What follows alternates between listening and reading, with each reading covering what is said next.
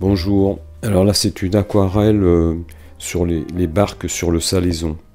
Je vous ai mis la photo et l'aquarelle réalisée en fin de compte pour vous observiez les différences notamment de proportions sur les barques. J'ai volontairement avancé les deux barques du fond, j'ai supprimé certaines choses. Vous pouvez revenir en arrière peut-être et faire une pause pour bien observer les changements. Je travaille sur le papier le rouge, donc un papier cellulose. Il est encollé, là c'est un gros bloc à l'origine de 100 feuilles. J'ai mouillé, comme vous avez pu voir, certaines zones pour établir un fond entre le bleu de cobalt pour le ciel et un peu l'eau. Et puis des couleurs un peu plus chaudes, il y a du jaune de Naples avec du terre de sienne brûlé. C'est vraiment qu'un fond ça que je vais sécher, bon là on le verra peut-être pas.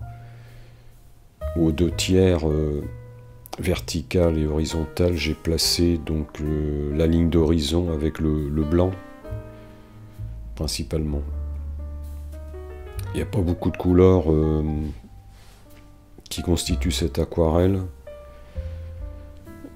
Il y a essentiellement donc du jaune de Naples, du terre de sienne brûlé, du terre d'ombre, un peu d'orangé, de l'orange transparent, une pointe de noir d'ivoire que j'avais sur la palette, et puis c'est tout. Et le vert viridian, le vert que j'utilise pour tous mes verres.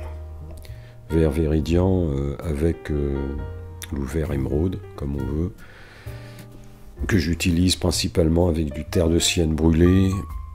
Et puis après, je rajoute du jaune dedans, enfin, suivant le vert que je veux obtenir.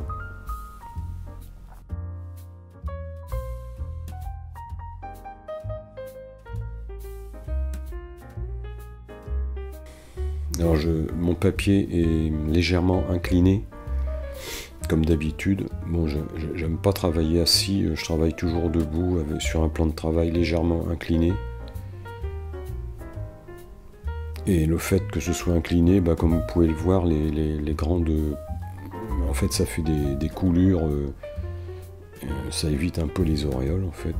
Et puis ça fait des mélanges naturels. Et on récupère toujours le foncé vers le bas.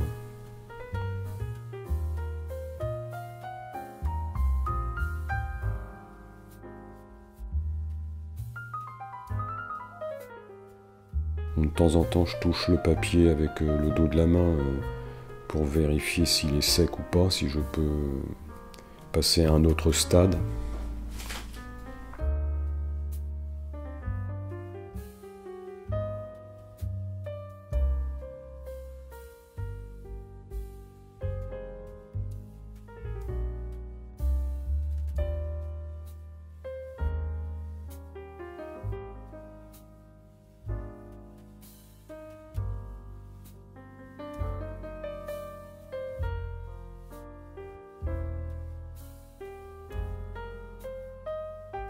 Petit à petit, je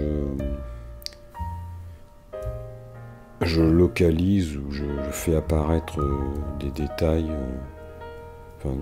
sur la construction de la barque en premier plan.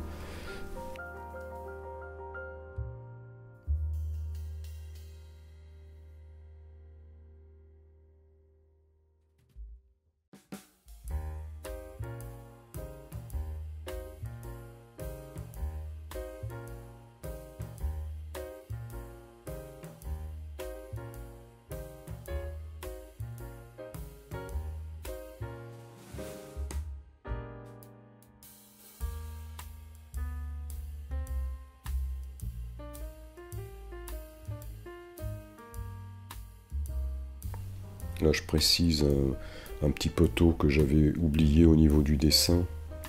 Je commence à mettre du bleu sur la barque. Les grosses branches de l'arbre, les branches principales. En faisant varier un peu la valeur Voilà, je reviens sur les poteaux.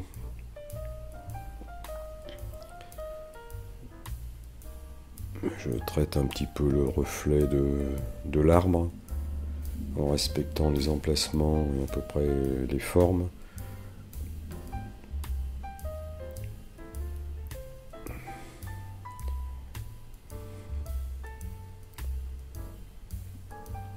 Commence à monter en valeur sur certains endroits pour préciser le relief, les reflets.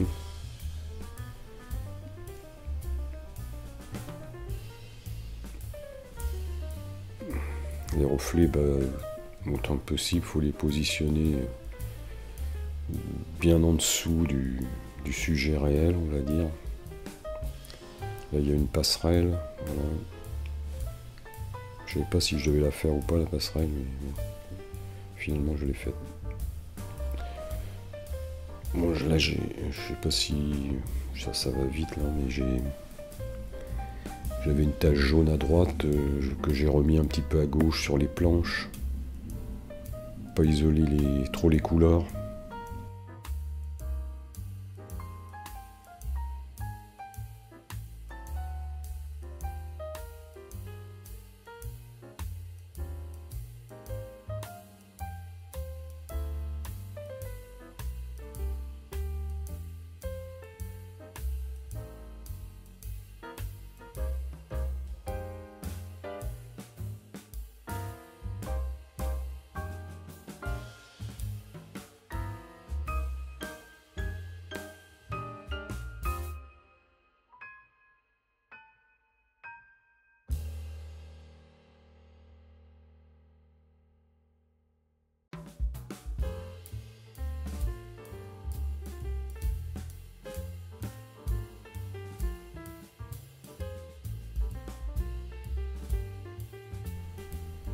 Donc, petit à petit, je monte en valeur en fait.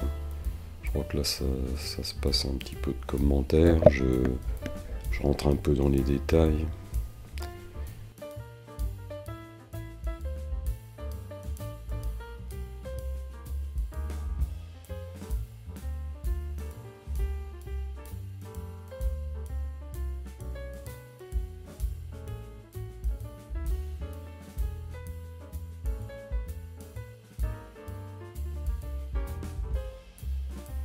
Là, je change de pinceau, c'est un petit traînard pour faire les branches fines, quelques branches fines au niveau de l'arbre qui est plutôt en premier plan. Pour l'autre, simplement je grisaille un peu, on va dire, à l'endroit où il est censé y avoir des petites branches. Ça accentue le contre-jour.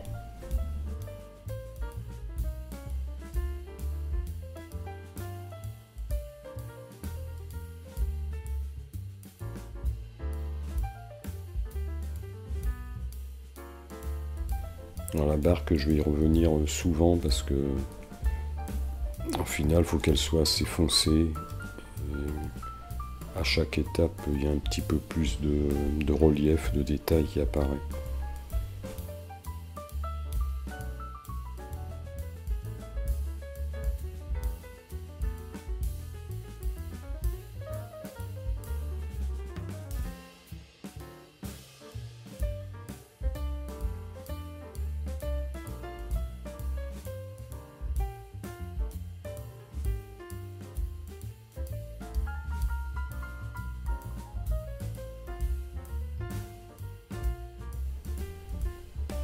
Moi, j'évite toujours que sur une même surface, il y ait la même valeur et la même couleur.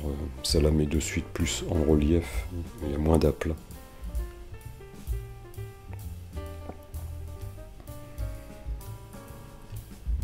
Il y a eu un changement de lumière extérieure. Les couleurs ont changé.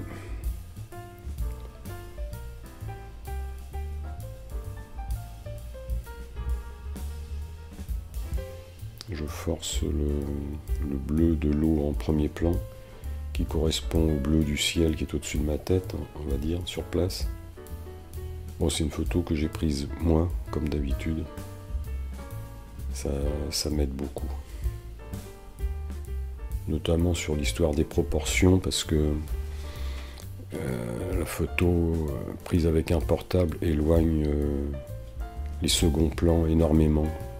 Et ça correspond jamais à ce que voit l'œil. Je sais pas si le micro capte, mais il y a le tonnerre qui gronde. Ça n'a pas grand chose à voir avec l'aquarelle, mais c'est pas moi qui gronde, c'est le tonnerre.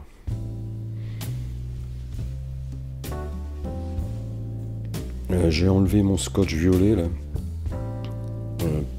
parce que ce scotch il est très bien pour le masquage, mais par contre sa couleur violette, personnellement ça me perturbe toujours un peu. Par contre il s'enlève facilement sans arracher le papier. Voilà, ça fait une protection vraiment idéale. Mais le violet me gêne, alors bon là je l'ai enlevé pour terminer la fin de l'aquarelle, pour terminer.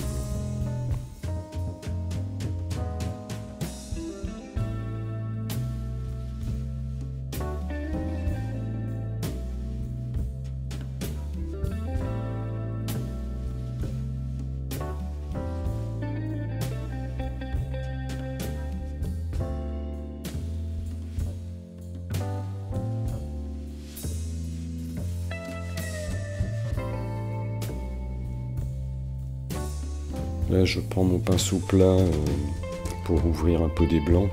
Comme c'est un papier cellulose, on peut facilement ouvrir des blancs. Enfin, on frotte un petit peu, et puis un petit coup de sopalin. Ça donne du relief, de la lumière. C'est vrai que c'est un papier qui est vraiment pratique pour ça.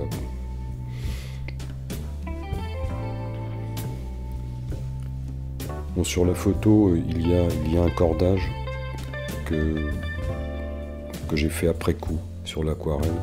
C'est-à-dire que sur le film, là, vous ne verrez pas la réalisation du cordage. Bon, c'est simplement que j'ai ouvert un blanc pour suivre la forme du cordage. Assez facilement, toujours pareil sur ce papier. Et puis après, j'ai mis quelques petits détails pour qu'on comprenne que c'est un cordage. Voilà, petit à petit, je force certaines choses. Un petit bout de rambarde avec les reflets sur la passerelle.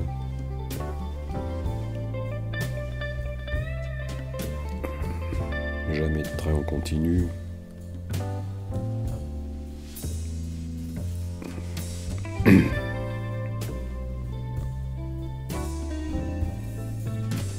Encore des ouvertures de blanc.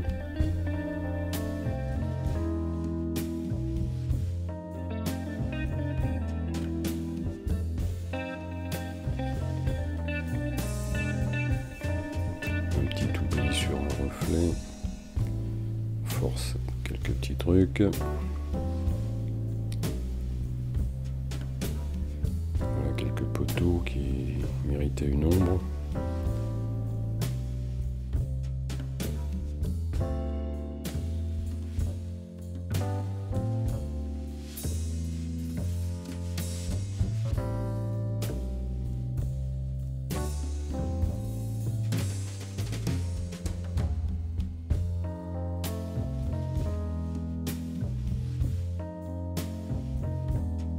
Alors les couleurs telles que vous les voyez là, ça correspond pas vraiment à mon aquarelle.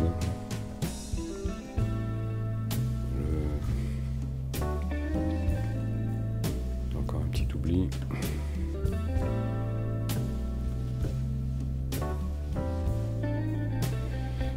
Voilà l'aquarelle terminée.